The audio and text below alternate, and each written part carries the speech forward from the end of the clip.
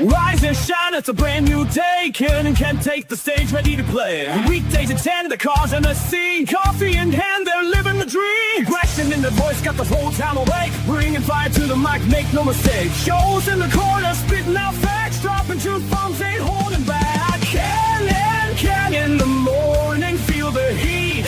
From 10 a.m. CST, can take a seat. We live that loud, that great in the mind.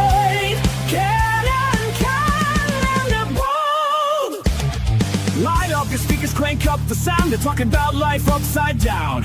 Opinions exploding like a sonic blast. In the studio, they're built to last. With passion and grit, they engage and ignite. Every single week, they're a force can't fight. From sports to politics, This is a Huddle Sports Network broadcast. You can find us on Roku TV, Amazon Fire TV, Facebook, and of course YouTube. Get all your NFL news here first. Good morning. Welcome to our edition of Ken Again Morning. Good morning, Joe. What's going on, dude? Good morning there, Fred. Let me do that before Fred makes a comment. That I should move the mic. So the news media, or some of these folks, will not let this Max Crosby to Dallas thing go, man.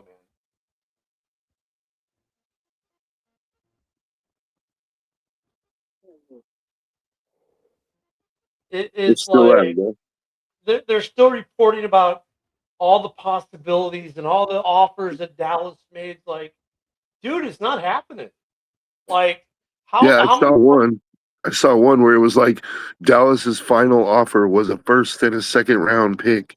It's like, so what? Did the Raiders take it? Okay, then shut the fuck up. Like, yeah, that's where I'm at. I'm like, and the Bears were in on Linderbaum. Yeah, for like 2 seconds, and they saw how much it was going to cost. They said, nah, let's see if we can make a trade for a center instead, right? I mean, but the Bears were in on Linderbaum. Yeah, like for 2 seconds. I mean, did he sign there? No? Okay, then. However, Dan Orlovsky, I guess, has become a Jets fan. Linderbaum would have been I'm glad we got him, but Linderbaum would have been a really good addition to your guys' offensive line, though. Oh yeah, but not that price tag. Not at that price tag. But the Raiders kind of had to pay that, you know. You got the we suck tax, you know. I mean, really, for an all-pro player to want to come play for you, you're gonna have to overpay. That's what I mean by the we suck tax. And then you got the free agency frenzy tax. Yeah, free agency frenzy tax. Everybody else is going after the same guys, so you got to make you get one shot. You got to make it more attractive than everybody else. It's almost like a blind auction, you know what I mean? And you just got to like throw your number in there. It makes me wonder if like the other numbers were like 22 and the Raiders just were like 27. Like shoot 27 out there, could have saved themselves a couple $1 million. It gets better. The Raiders, the Bears are like 15. The Raiders were like 20. Someone else said 21. The Raiders said 22. Then the Raiders said 27. They bid against themselves. Exactly. Yeah. It's like, but you already won. We don't care. I mean, the thing, you know, people are looking for anything that they can to shit on that contract, right? But all I can say is, if he plays like an all-pro center, then it was worth it, no matter what. Like, yeah, especially when you're drafting a quarterback number one. That's most of the reason why I'm saying that is because of the situation that the Raiders are in, where you're drafting a number one overall quarterback. You've placed all your eggs in this basket. Like, you know, I wouldn't say that necessarily, because the Raiders haven't given up like a whole bunch of draft capital to trade up and get that. That would be placing all their eggs in that basket. But they're placing a lot of eggs in the Fernando Mendoza basket. So they've spent a lot of money to try to make sure that, you know, things are going to go well for him in his first year. So if Linderbaum plays plays well, it doesn't matter if he plays up to the contract because nobody's ever going to say he played up to that contract. You know what I mean? And just, but the most important thing, I mean, the center is the captain of the offensive line, and you've got a rookie quarterback coming in on a rebuilding team. If you're going to get your franchise quarterback, you better get him a franchise center to anchor that line. And you know what? Look, he played a couple years with Lamar, so he knows a thing or two because he's seen a thing or two because of Lamar. So I mean, like I think did the Raiders overpay? Yes. Is it justifiable? Yes. Unless he tears his Achilles week 1 and you don't see him for 2 years, yes. But even then, there are clauses built in these contracts for that. So I mean, it And would. my point was more that the pundits, like no matter how Tyler Linderbaum plays, there are going to be pundits. There's just overpaid, and that's just it. And it's like, yeah, I guess in a vacuum that's true, but they got the guy they wanted, and if he plays up to an All-Pro level, then to me the overpay was well worth it. Like if he lives up to most of that contract, yeah. Well, and let's face it, you guys still have $23.4 million in cap. Yeah, but we got to sign our rookies. I don't know if we're going to make any more moves. No, but I'm just saying is like the money isn't hurting you. You have No. 23.5 in cap approximately, with 65 signed to the roster. So okay, that all 65 are going to count against the cap once you get through camp and everything. So you chop down to 53. You take take the bottom 12 contracts off of this list here, and they're all almost, they average about $1 million. So, take another. And actually, wait, you got how many draft picks you got? I think like 10. Okay, so you got 10 picks. So that's 10 more roster spots. So that puts you at 75 total. So you've really got about 40 million ish, give or take, available. So like Linderbaum doesn't even hurt you at all. Oh, the Packers paid more. There's no doubt, but and that's another thing is like people need narratives, right? Like so when it first happened, although I gotta say, people were not as harsh on the Raiders as I thought they were going to be for the overpay, because they were like, you needed your guy, you went out and got your guy, you had the money, like they were, and they didn't. That's not even including the fact, like I didn't hear any pundits say this, but the Raiders actually had to spend that money, like in order to get to the cap, the spending floor. Yeah, we said it, but nobody on ESPN said it, which I was amazed at. As us, I guess. I don't know. And a rare example of us being smarter than them. Yeah, the Raiders had a spending floor that they had to reach, and so it's like if they don't spend that money's going to get distributed to the current players that they have anyway, as part of the collective bargaining agreement. So it's like you either have to spend it or it's just going to go.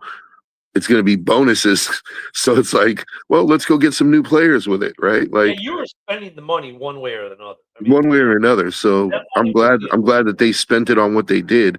Because actually I was listening yesterday, there was a pundit who said he felt like the Raiders have one of the best linebacking cores in the league now. He said Quay Walker and Nakobe Dean are really, really good linebackers. I like that the Raiders spent money there. And that's not even counting that they went and got Kwity Paye to go with Max Crosby. Like because Kwity Paye his sack numbers have not been great, but he's a really good run defending an edge setter. And Max Crosby, what else is he known for? Also playing the run.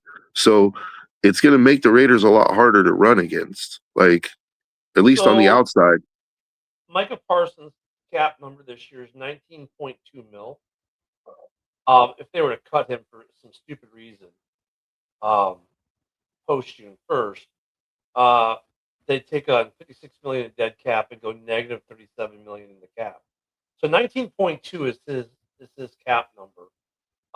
You go to Linderbaum, 14.8 14 million. Max Crosby's at 37.7. Look at I'm sorry, Max Crosby's cap number is 35.7. Colton Miller 22.5, right? Those are like the top 3 for the Raiders. For the Packers, Jordan Love's at 36, so he's, Max is almost making more than Jordan Love. Then Micah, then Josh Jacobs at 14.5. Devontae Wyatt is making, we'll call it 13 for them. The Packers, their contract situations are interesting. They don't have as many big contracts now. They got a lot of medium, $6, $7, $8 million contracts. But I mean, the Raiders spending the money they spent, like, they still got money and they had to spend it. And they improved that team. And now that defense, which honestly, like, we thought would be better. I know Joe and I, we both, the last 2 years, coming in, had higher expectations for the team than what actually happened. And in both cases, it was on the defensive side of the balls where we formatted a lot of our expectations. And you had the Kuntz injury, and we had other injuries. Now, though, I look at what they did. Even when they got rid of Max, you're like, okay, the defense is better. That was going to be a true example of addition by subtraction, right? Because you lost Max, yes, but you gained the draft capital and you signed all the people. So you were able to take what Max made was the argument and equitably disperse it amongst the rest of the defense, raising the whole thing. Then you got Max back and you still got the money available. Now you're like, well, shoot, we just got a year in advance on our defense. It changes your draft plans a little bit because now you don't have the number 15 pick. You just got your pick. Mhm. Okay, not that big of a deal. Because Max is going to be there for 2 or 3 years, so no big deal. Now you got to just focus on the offense, and even offensively, you guys, the Raiders went out and did some things. You get Linderbaum, you get, all the big signings were kind of defense, but you went out and got Jalen Naylor, who's a Mhm. solid receiver. And you've already got Brock Bowers on a rookie deal, and you've already got your good running back on a rookie deal. I mean, the Raiders, I don't know if this puts them a year ahead of schedule, but it's got to be pretty close to that. Like, I expect the Raiders to be a 7-9 win team this year. Yeah, I think 7. I said 7 wins would be for me a good improvement, right? But I also hold that that 7 to 9 range. Like, I think 9 is possible, and if they won 9, I would be ecstatic, right? Yeah. I don't see 10 wins. We have a difficult schedule. If they pulled off 10 wins, that would be, man, that would be awesome. I think 7's probably more Realistic. Yeah, because I mean, even though you got Naylor, even though you've got a good tight end and a good running back, and you're going to get your number 1 overall pick at quarterback, which, look at, sometimes these guys come out year 1 and put up 10 wins, right? But the thing is, like, the offensive line in total isn't there yet. So it depends on what they're going to do in the second round, the third round. Are they drafting line? How effective is that offensive line going to be as the year goes on? And you still have a lack of receiving depth. Yeah, Naylor is a good addition, but he shouldn't be the only addition, right? So I mean, but actually, I'll go 6-9. So it's either you double up, would be good, but 7 would be a really good year, and anything after 7 is bonus, I think, for the Raiders this year. Yeah, anything after 7 for me is gravy on the biscuit, dude. Yeah.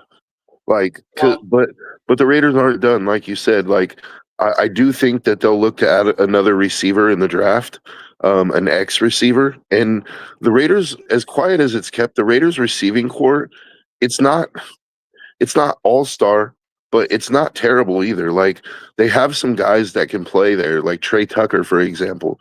He's not a guy that everyone hears of. You don't hear about him every week, but he's a burner, and he can catch the deep ball. He's just not a number 1 guy, and he's probably not even a number 2 guy. He's like a really solid number 3 guy, which probably makes Naylor. Hopefully Naylor is good enough to be your number 2. because Naylor was a number 3 in Minnesota. I'm hoping he's good enough to be a number 2, right? But you still need a number 1 guy. Bowers is going to get probably the majority of targets, but you need an X receiver. So I think the Raiders are going to draft one of those.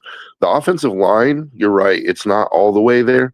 But if you look at the left side of that line, you have Colton Miller, Jackson Powers Johnson, and then Linderbaum. And then on the right side, you have Caleb Rogers, who's like, he was a rookie last year, but he's going to play guard. For me, the real question is right tackle. Like, DJ Glaze looked decent. He looked like a serviceable starter the year before last. And then all of a sudden, Pete Carroll came in. And for whatever reason, DJ Glaze just fell off a cliff, man. He's Braxton Jones. He was terrible last year. He was terrible last year. He's kind of like your version of Braxton Jones, right? I mean, serviceable, or has been serviceable. Oops, that's going the wrong way. Hold on a second. I'm about to have a malfunction here. He's kind of going he kind of is going the wrong way right now. Oh, okay. Well, that's interesting. Oh, it broke. Okay. Well, hopefully there. And I have to hold the mic. Yeah. I'll have to fix that. Luckily I've got other mics I can go with, but that's very discouraging. I've got another mic stand. But yeah, I mean, you would think that they're gonna fix that in the draft. They're gonna address that. You would think they're going to address that. Well, they went out and got Spencer Burford from the Niners. I don't know, like, he's a guard, so I don't know if they're thinking of putting him in there at right guard and they're keeping Glaze at tackle. But I would look, if what's his name, Max, I can't pronounce his last name, the dude from Arizona State, he's an offensive tackle. If he's there when the Raiders pick at 36, I would make him the pick, because then you've solidified your offensive line, like, completely. And DJ Glaze can be a backup tackle, like a swing tackle. And, you've got, then they re-signed Meredith. Jordan Meredith is like a serviceable guard, like a backup. He's a good backup guard. Like, if you only need him for a couple of games, he can fill in, but he's not somebody I want out there week 1 through week 18, But the thing, like we were saying with the Raiders, is the Raiders, they're on track with what they're doing, and they're not going to fix it all this year.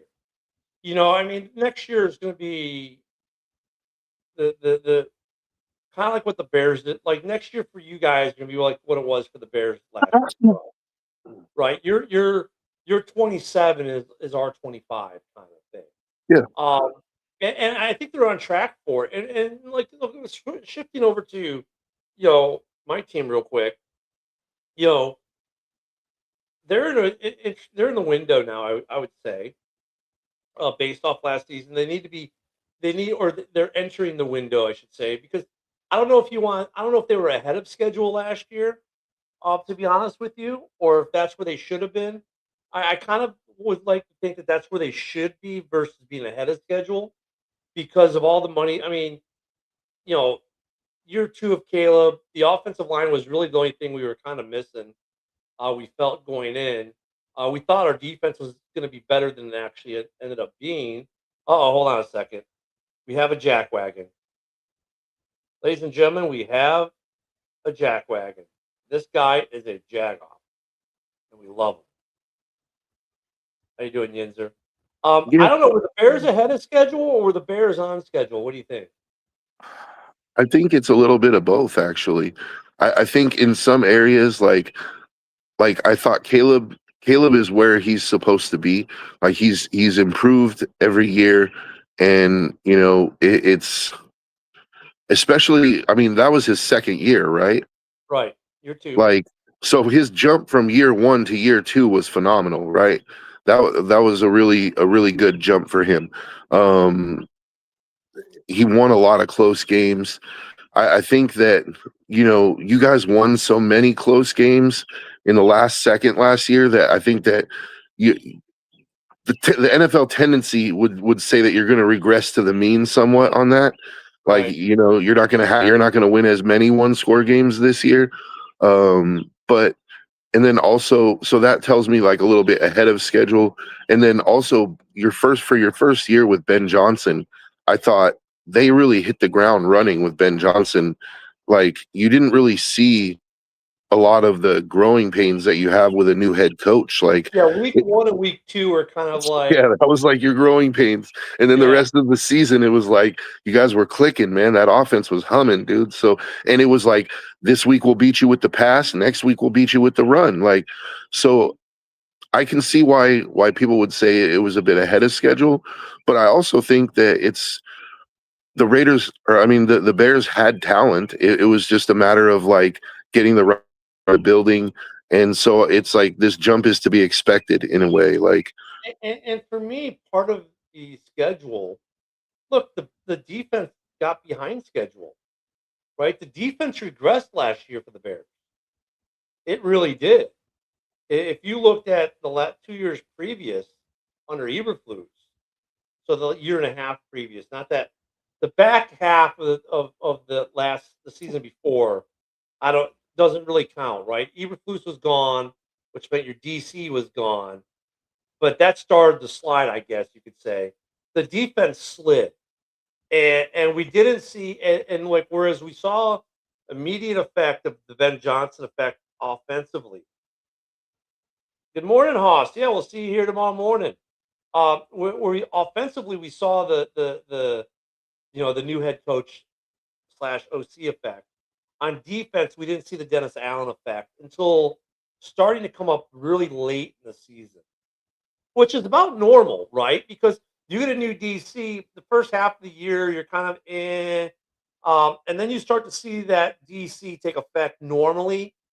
There have been some exceptions, like a certain guy in Green Bay who's now a head coach in Miami. He took effect pretty quick, but towards the last quarter of the season, the playoffs, that defense, you start to see it a little bit. So, that's what I'm saying. Like, I think they're kind of on schedule in the aggregate because the defense was behind, but the offense maybe got a little ahead. And so maybe in the aggregate, they were about where they, on schedule. What's going to be interesting for this year's team is, though, now the offense needs to maintain or improve, right? You don't want to regress. And the defense has to take a step improve. forward, improve. And I would say they're on schedule. The one win game thing, I agree with you, because all you have to do is look at the Vikings. What was that one year they had like 10 or 12 one-score wins? And the next year they couldn't get like 3. So that you can't be doing that. The only thing that was good about that with such a young team is that confidence that they think they can win any game at any time. Mhm. As long as it's close. Not taking anything away from the Bears. I wouldn't even call it a fluke season, but it's not like a rookie quarterback. There's no game plan for them. Well, and that's the people knew what Caleb was at that point, though. And he took a big leap. He did take a big leap, which was a good to see. And I think he's going to take another. Yeah, leap but I get what Fred's saying though. It's Yeah. the film argument, right, on rookie quarterbacks that, well, now that there's tape out on them in the second year, defensive coordinators are going to know how to plan for them. So I think what he's saying is offensively last year, nobody really had tape on the Bears because Ben Johnson's Yes, first year head coach. They Yeah, had but tape on Ben Johnson's offense, but not on they his knew Bears offense because they knew his Bears offense is different than his Lions offense, I think. Yeah, but they had an inkling of an idea of what Ben does, and they also had tape on what Caleb could do. Yeah. But Caleb takes a I step don't know if forward. they had tape on. I don't know if they had tape on exactly the No, offense there's that Ben designed yeah, for the there's Bears. wrinkles, but I mean, So there's going to be. I think there's going. I think Fred makes a valid point that he like this does. year you're going to see defenses more geared in on what they did last year specifically. Yeah, But that's the thing is that now Ben Johnson, he knows that, so he's going to go and he's going to change some things, right? and no, and I agree with all that, and like, but like with Ben Johnson, they had an inkling of an idea of what he was going to do. There was tape on Caleb. I think where he lost me was talking about rookie quarterback because they had a year of tape on him already, so he wasn't a rookie quarterback. But it's more. Yeah. I mean, Ben, we've had tape on Ben before, and he adjust. We know he makes adjustments, so Ben will make adjustments. And the thing about Caleb is, even after year two, people still couldn't figure him out. When you talk to guys in the league, you hear him talk about Caleb. They're like, we can't. The guy has no tendencies. He doesn't just roll right. He doesn't just roll left. He rolls anywhere. He doesn't just go in the pocket. He doesn't climb the pocket. He doesn't retreat in the pocket. He does all of it. He doesn't take off. He stays and then he takes off. There's no Caleb has been able to do something that very few quarterbacks in this league can do. Really give Keep the defensive defense coordinators guessing. keep him guessing because he doesn't like even Lamar now has tendencies. But it took Mhm. 5 years of watching Lamar to kind of for coordinators to kind of key in on some of his tendencies that he's developed over the last couple of years. Caleb isn't there yet, so the Bears still have that kind of X factor with it. Mhm. It's going to be interesting, and what's going to be interesting is DJ Moore's gone. So Yeah. how different is that pass attack going to look? Uh, Like I mean, you guys still have an embarrassment of riches on offense, though. So and it's now like it's more speed, right? It's more speed driven than it was. now Rome is going to have to step up and be that guy. He's going to have to be the DJ Moore, like not just the guy who gets a majority of targets, but he's going to have to be the leader of that receiving core. He's going to have to he's going to be the guy that everybody in that receiving core, at least, that everyone's looking at. And then it spells good things for Luther Burden though, because now the pressure's off him. He gets to be just a number two, and see what happens. He's acquitted himself very well so far. And then you have Loveland and Cole Kmet. Like you have two tight ends that can Well, catch the and let's ball. not forget Johnny Walker. Like, dude came up clutch in that Packers game. Yeah. People sleep on him. Undrafted free agent rookie with a lot of speed, good hands. I think he's a 3 now. So you've got a lot of speed. You got more. The receiving core is more speed driven. Then you got Raymond. We got from the Lions, who's more of a return guy, but he can do stuff in the receiving game. And I just like his attitude. But different. The receiving core is a different look, and you're right, than Joe. Now you add in Colson Loveland, Cole Kmet, who really, like you said last year, the Bears were weird, right? The first couple of weeks was all about the run. Then, or it was all about the pass in the first couple of weeks, like up until the bye. And then after the bye, it became all about the run for a minute. And then it was about the receivers. And then it was about all of a sudden, it was Colson Loveland and Mhm. Cole Kmet. There's so they've got this embarrassment of riches, as you rightfully call it. You know what it reminded me of? I have a good analogy for that. It's like when you go buy like a brand new luxury car, right? And you're like sitting there, you're driving it around and you're like pushing the buttons to figure out what it does, like all the features.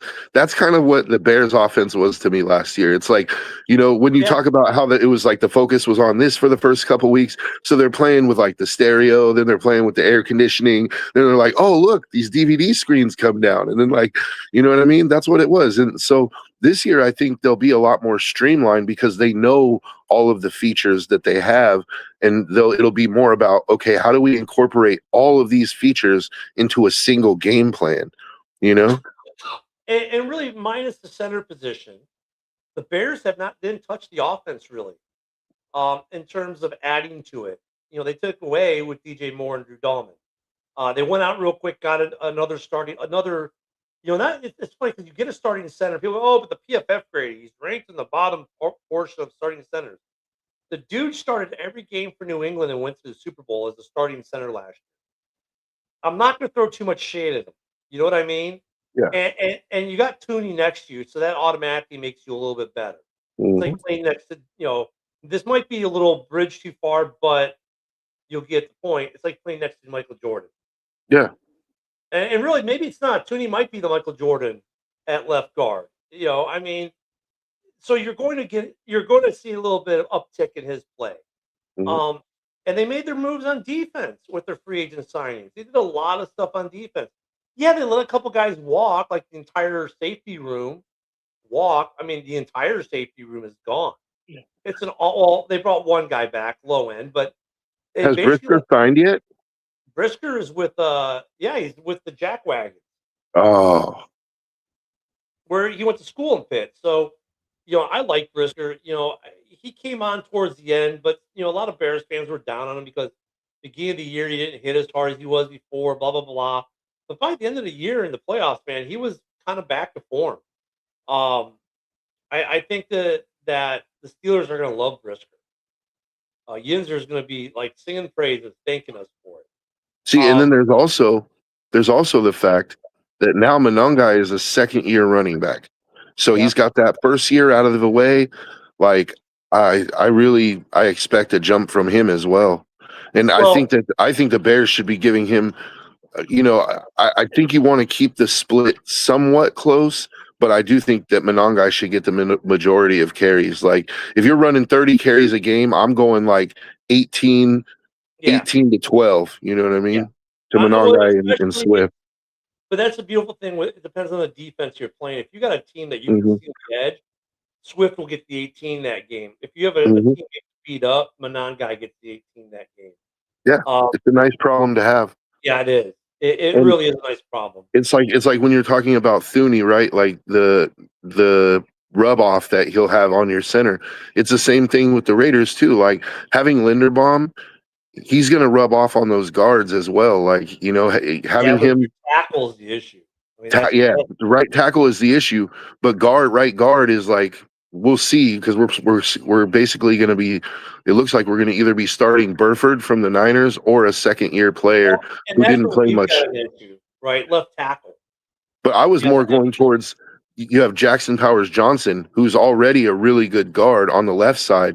Now imagine adding Linderbaum to him. Like he's going to make him better because one of the specific weaknesses in Jackson Powers Johnson's game was diagnosing, like when they had him at center, was diagnosing protections and calling out protections. He wasn't picking it up as fast as they would have liked. So having Linderbaum taking care of that for him frees him up to be a mauler, dude. And he's going to be able to tell him, no, dude, you just do this, and then let him. It's like having a pit bull on a leash and then letting him off the leash. Like no, he tells him like sick him, attack this one, and then boom. So I think Jackson Powers Johnson will take a huge step forward this year as the well. Bears right now at left tackle have Theo Benedict, Braxton Jones, who we re-signed, and Ozzie Trapillo. Trapillo is hurt, so he may miss some time. I like Theo, but they obviously the Bears, the coaching staff. Now here's the thing, and people say, yeah, but the coaching staff moved Tooney to left tackle versus letting Theo play left tackle in the playoffs last year. I'm worrying though, because remember, he was nicked up at points during the year last year too. I wonder if Theo was nicked up. But I think between Theo and Braxton, the Bears are serviceable, not phenomenal, but serviceable at left tackle until Ozzie Trapillo comes back. But for us, it's left tackle. For you guys, it's right tackle. But you guys can address that in the draft. And some people think the Bears are going to get a left tackle in the draft. Like that might be their first round pick, might be a left tackle, which would kind of surprise me, but kind of not. Because I think though, it surprised me because to me that's too short sighted. Because you've got three on your roster, and we know Ozzie's good. And Ozzy's Theo good. played well. Yeah, and Theo played well. So why would you spend that high of a pick Yeah. for a guy for 5, 6, 7 games? It doesn't make a whole lot of sense to me No. to draft guys left tackle. If anything, if you were going to draft a left tackle, maybe draft one in the mid rounds to try to just like bring a guy in to compete. Maybe he hits for you, maybe he doesn't.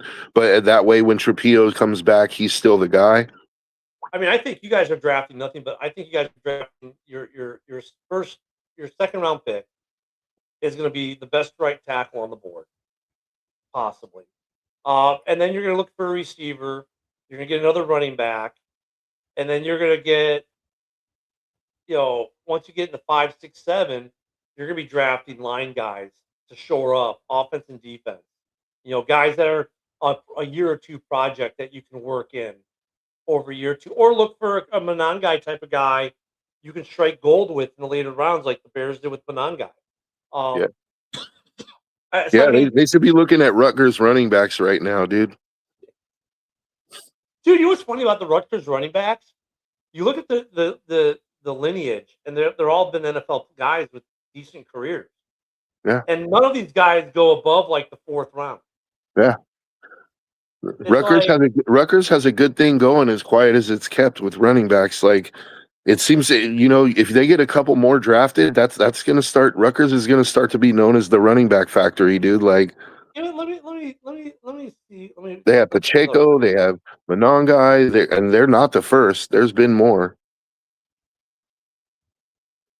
but I Yeah, actually I agree with you for the most part. I do think right tackle at 36 is if there's a guy on the board who fits that, because there's going to be a run on tackles in the first round.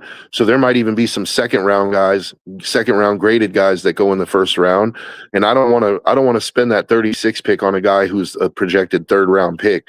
But there's talk that the Raiders may actually take a nose tackle at 36 because they're switching to a 3-4 and they need a nose. That it's so either going to be a right tackle or a nose tackle, I think, at 36. let me see. Let me get. Okay, I just want running back. So here's some of the running backs that Rutgers has put in the league. Uh, Bruce Van Ness, 1973. We'll go. Jim Jennings in 74. Brian Leonard in 07 for the Rams. He was decent. Ray Rice. Let me see that. Okay, he was in the second round. Was Ray Rice? Ray Rice was good until Man, Ray Alabama. Rice. Ray Rice is one of those tragic what if stories, man. Yeah. In 2013, in the seventh round, Juwan Jameson with the Redskins. Pacheco was a seventh rounder. Monangai was a seventh rounder. Yeah, Man, Ray Rice. yeah. Ray Rice was in '08. Look at from '07. Here are the running backs that Rutgers put in the league. Second round pick Brian Leonard with the Rams in '07. In '08, Ray Rice was a second round pick. 13, seventh round, Juwan Jameson. 22, Pacheco. 25, Monangai. Both, and the last ones were all in the seventh round. They've put quite a lot of people in the NFL, has Rutgers. I mean, seriously, Rutgers, it's a nice little list. Yeah. Um, And I don't think they're done. Like, who's their running back this year? Like, is he in the draft? I'm Probably. not, I'm not sure about that. Now, quarterbacks, they've put two in the league. Mike McMahon with the Lions in 2001, fifth round, and Mike Teal with the Seahawks in '09.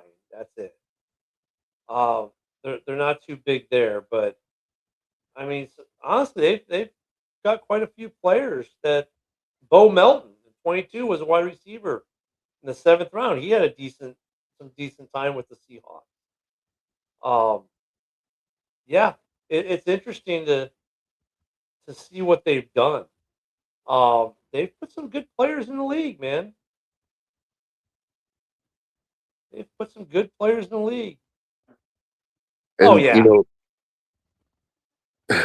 and you know what that tells me about Rutgers too is they must have a really, really good running backs coach. Like whoever that guy is, you better keep him. yeah. Some NFL team might come a sniffing. So I mean, the draft is going to be I'm the last couple of years I was getting hype on the draft. Maybe it's because my Bears weren't so good and we were having big picks. But at the same time, I was hype. I was kind of down on the draft because I'm just old. I guess because I'm over the hype. Because every year the draft lately has been, ooh, generational player, generational player. They're always all generational players. Now I haven't heard that really coming into this draft. Thank God. And maybe this draft is a little depressed because there isn't a lot of stud talent coming out of it. I don't know what to expect outside of the number one pick. I don't know what to expect this year. I mean, the Bears, for me, it's like I'm hoping, they draft a safety. I'm hoping they draft some defensive tackle. I'm hoping they draft an edge, maybe. I wouldn't mind another running back, right? Another wide receiver at some point. If anything, for depth and special teams, Mhm. But I'm like, I really, and even for like the teams that are, the lottery picks, I'm not as invested because like the lottery picks don't seem like, because most of the lottery picks, like, have they really panned out, like, with after the hype? And no, they haven't. I Well, mean, you go back to 2 years, 3 years ago, well, Caleb's draft year.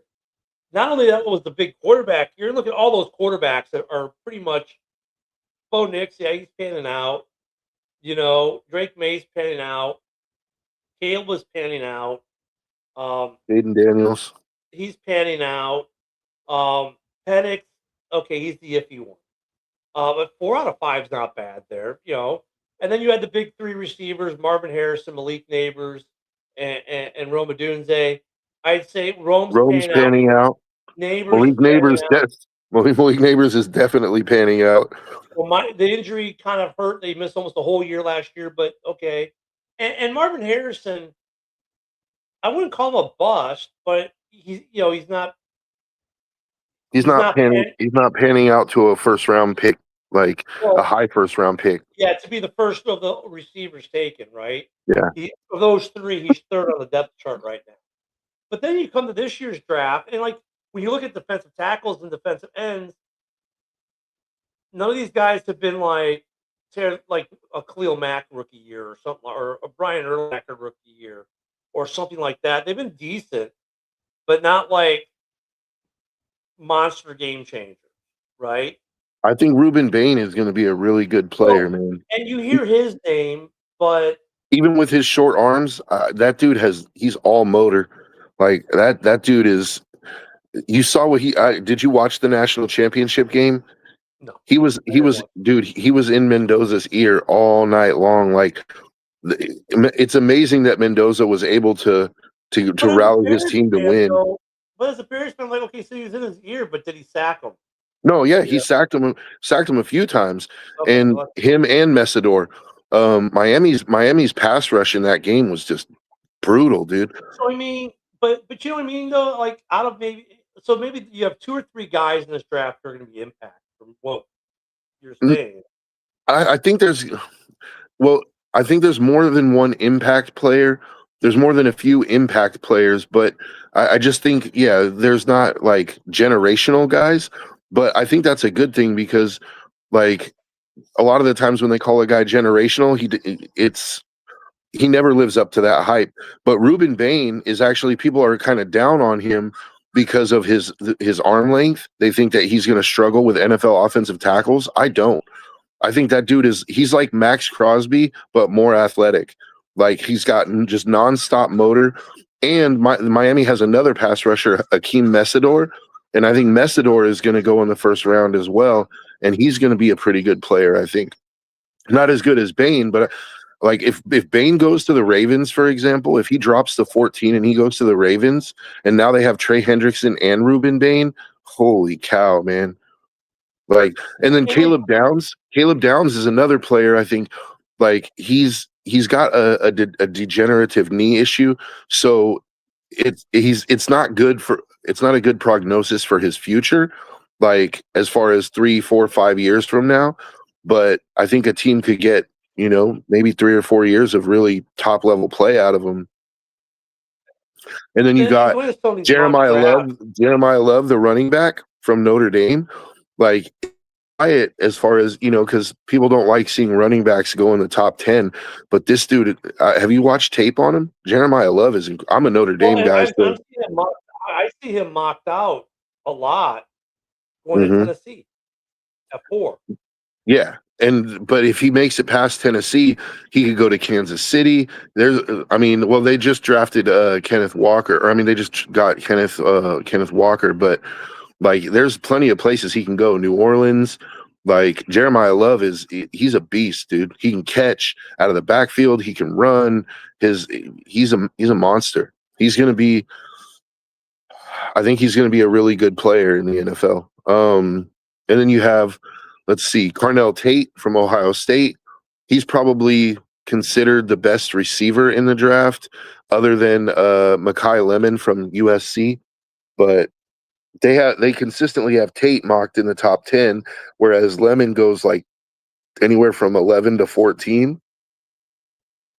So there's a few players, and that's not even counting the offensive tackles. You have Francis Moaga, Funny because Spencer Fano.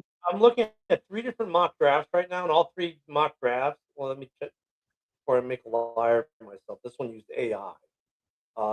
Okay, so Mendoza's been number 1 in every draft I've seen. A lot of people have the Jets taking Avril Reese at 2, even though Smart move. in fact, Orlov's favorite quarterback doesn't even get drafted in the first round in any of these mock drafts, which is interesting. The Saints in 2 of the 3 were taking Bain. This last one I'm looking at, which is USA Today. Geez, how far is Bain going to drop? They have Bain going to the Bengals at 10. I just want to look at the Bears real quick because I should.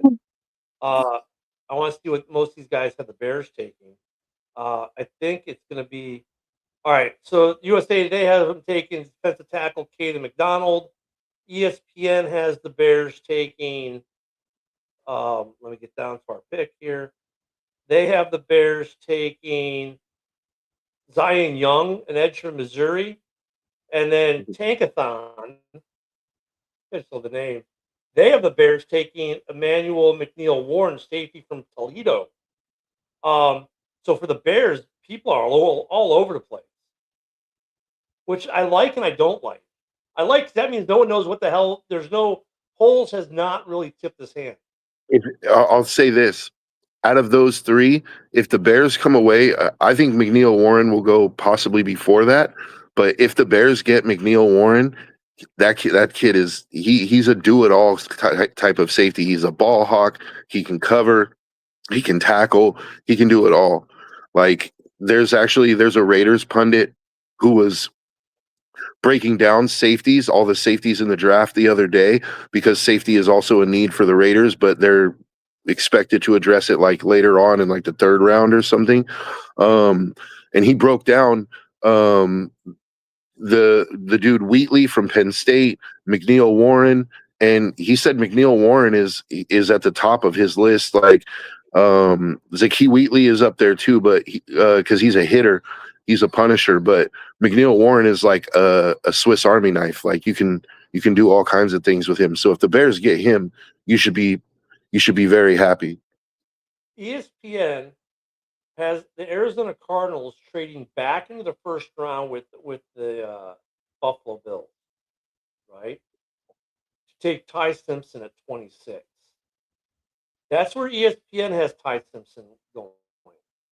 That would be a smart move. Doesn't even have Ty Simpson in Tankathon doesn't get drafted in the first round. I'm checking ESPN or USA Today real quick. But I want to bring that up because Orlovsky, Ty Simpson is the best quarterback in this draft. He should be number 1 overall. And right now, in 2 of the 3, here you go. They have him going. Okay, USA Today has the Jets grabbing him at 16 via a trade with the Indianapolis Colts. Yeah, that's the Sauce trade. Like they got that pick from the Sauce trade. And I've heard that as well, that the Jets, they'll take either Arvell Reese, Sonny Styles, they'll take a defensive player at 2, and then they'll take Ty Simpson at 16. I think that would be a good move, like because they have Geno to start this year, so they don't have to rush Ty Simpson in there because he doesn't have the number of college starts that you want in a quarterback. But in the 1 year that he did start, he played really well. For the like he had some stinkers, but I mean, look at like Bo Nix had a couple seasons in college. You look at that draft class, the May, Nix, Caleb, Daniels draft class. You had 2 Heisman Trophy winners in that class. You had 4. Penix had logged some decent time in college. All those guys had at least 2+ seasons of starting quarterbacks in college. Now you look at quarterbacks who haven't done well at being drafted in the first round. Guys like Mac Jones didn't have a full had one season. Mitch Trubisky, by the way, 'cause I'm looking at his helmet right now. Beautiful signature. Only 10 starts as a college starter and career backup now in the NFL. You know, there's something to be said. Like Ty Simpson doesn't have the starts. Dude, he's a second. He should be a second or third round guy. I think teams are getting smart and going, look, yeah, the guy looked good for one season. Are you going to really spend a lottery pick on a guy with one season? Well, see, this is why I said Arizona trading back into the first round at the end of it is a smart move for them because you get the 5-year option on them. And what is it realistically going to cost you to trade? Because Arizona is picking high, like they're in the top 5 or 6 picks, right? So they're trading really realistically from like 38 to like number 12, to number 26, excuse me. So they're really not. What's it going to cost you? An extra 5th or a 4th? Like you're really not giving up that much. They're at 3. Yeah, they're picking at 3 right now. Okay, so then they're picking at 30, 37, or 38.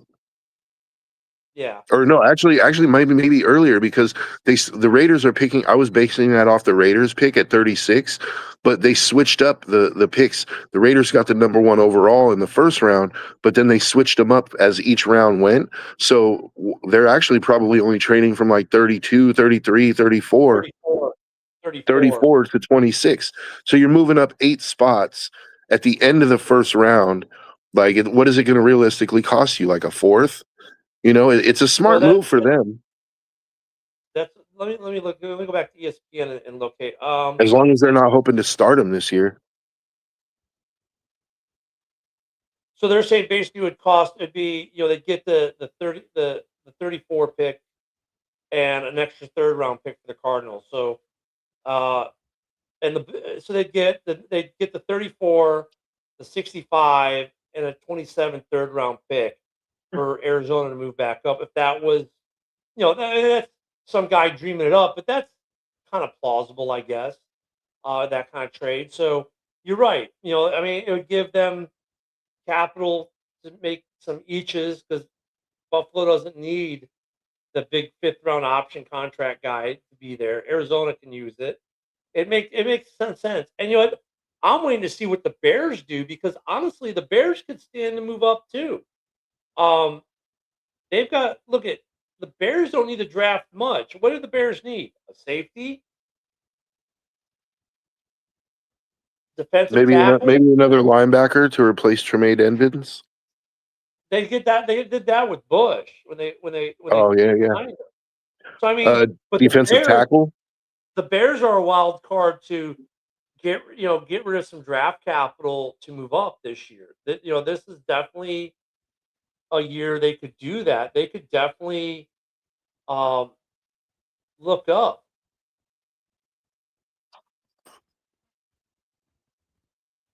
Let me see. Well, one thing I will say for the Bears, they're actually lucky. I'll say they're fortunate in this sense because the big time defensive tackles in the draft, if that's where they're looking to go, they're actually projecting out like by 25, most of the top flight players at defensive tackle will still be on the board there at 25. Like Caden McDonald from Ohio State, Caleb Banks from Florida. They're like the best prospect at defensive tackle, but he has a foot injury that is concerning people, and that could cause him to slide. But Caleb Banks is, prospect wise, he's an absolute monster. He's a space eater. And then there's the dude from Clemson too. I forget his name. Here are the Bears are picking. Peter Woods. In the first round, they're at 25. They have 2 second rounders at 57 and 60. Then you have their 3rd rounder at 89. At 4th round, they have the Rams pick. That's it at 129. And they have 2 7 rounders, 239 and 241. So they could really we traded our 4th round pick last year. We traded away for Tooney. That was a good one. We traded our 6th round pick for Tyron Shadeka, which is still on the roster.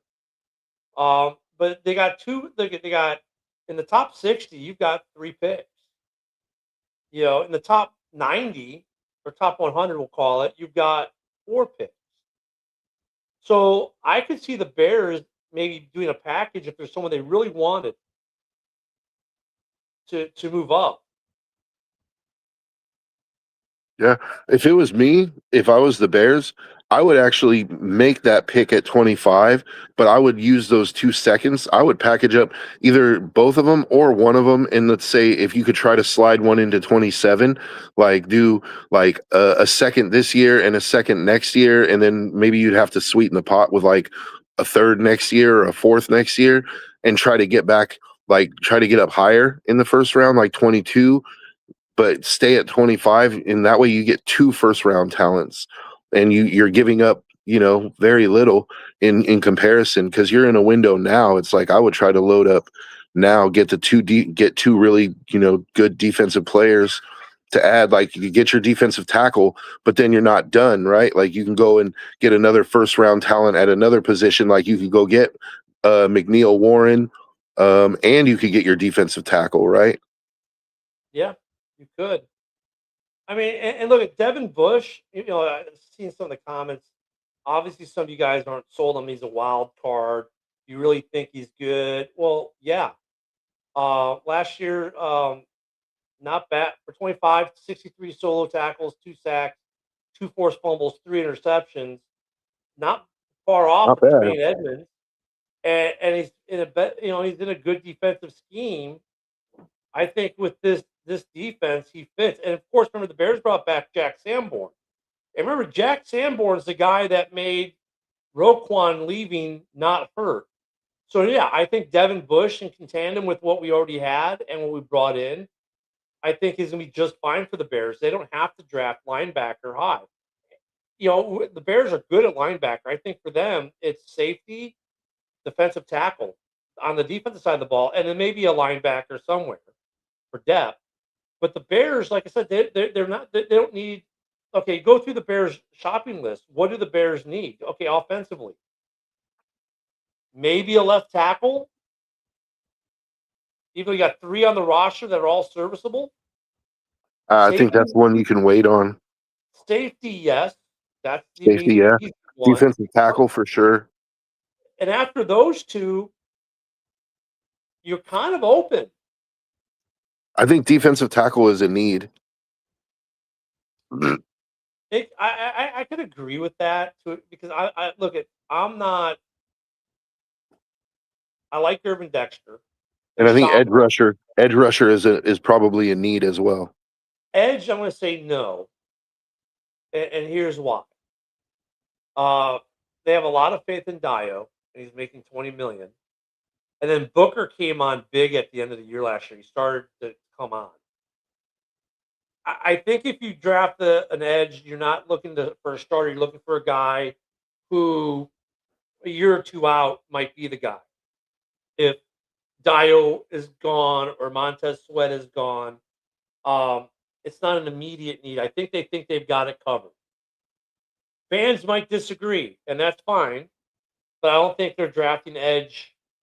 Well, but ideally, you want to have at least 4 edges on your roster just so that you can sub each guy, So, but I would consider edge like maybe it's not a pressing need, but if, like for example, if you're at 25 and Akeem Messidor is still there, like I would consider it if I was the Bears because you get a pass rusher with a lot of upside.